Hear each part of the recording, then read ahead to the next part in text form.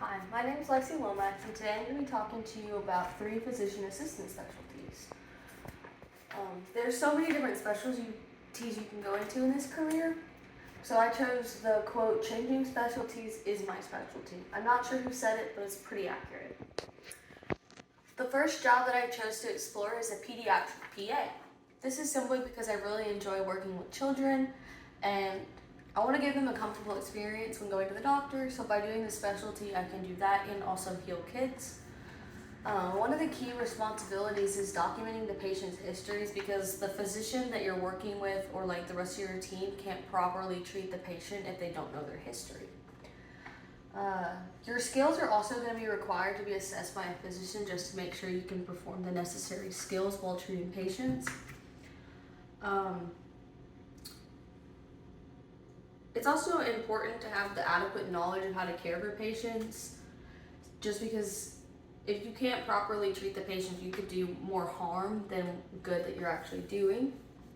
To become a pediatric PA, you have to obtain a bachelor's degree, and this can be in any field, which is going to be the same for the other 2 specialties that I explored. You just have to have a relevant bachelor's degree where you got all the necessary prerequisites for grad school.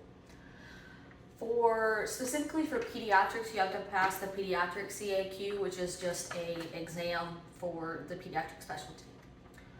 The average salaries are going to differ by state, county, location, and what your specialty is. But what I found on aapa.org is they said it's about an average of $90,000 per year. But obviously, like I said, all these things are going to cause that to vary a little bit.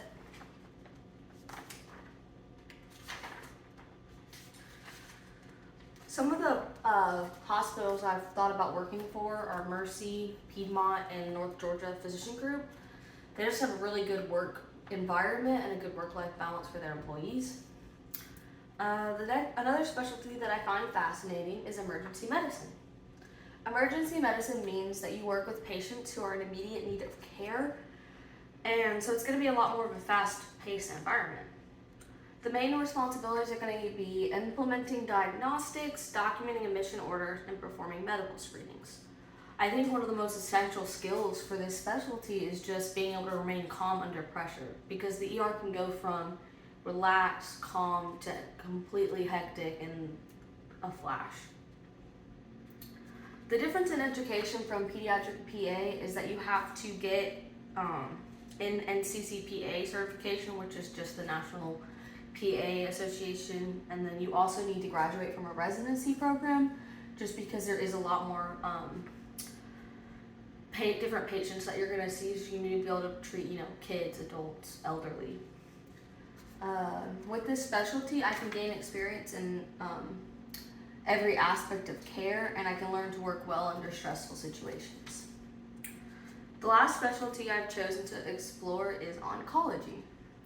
The key responsibilities of this is evaluating new patients, giving notes to the attending, and just monitoring the treatment of new patients, because there's going to be a lot of patients that are going to be coming in and are going to probably need more care, just because with cancer patients, something can just change pretty quickly with their health, and it's very important to stay on top of their scans and stuff to make sure that like tumors or cancer hasn't spread or anything like that. I think this specialty really helps you to have a significant impact on the patients and families' lives, because you're really there for the biggest battle of their life. They're going through cancer, and they know that not everybody makes it.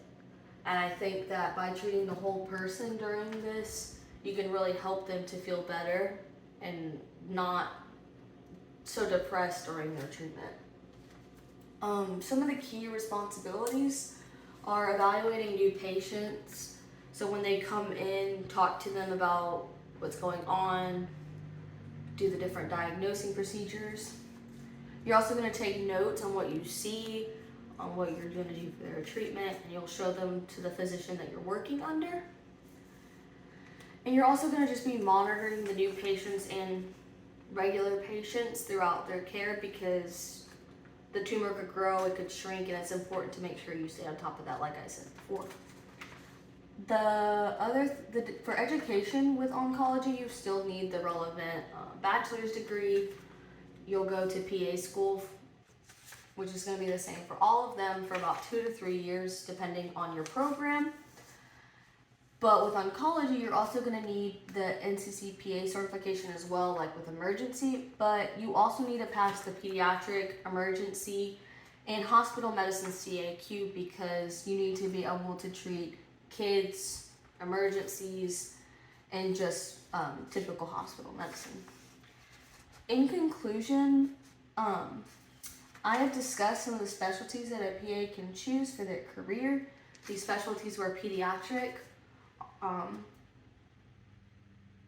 emergency medicine, and oncology. Additionally, the specialty that I feel is my top choice is pediatrics. I have a picture of a doctor with some kids. This is just because I really want to work with kids, and I know that this is going to be my passion and where I'm most happy, and so I'm really excited to be able to continue to working towards this. Just to kind of finish up, I do have a distribution of the physician assistants by most frequently practiced specialties. The highest frequency of PAs is actually in family medicine, with about 30.6% of them working in family medicine.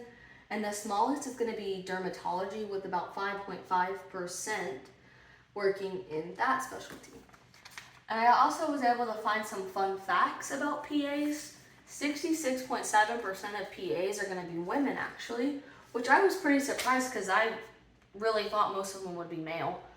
And the average PA is going to be pretty young. They're anywhere from 30 to 34, and just over half, which is like 56.5% of PAs, are under 40 years old.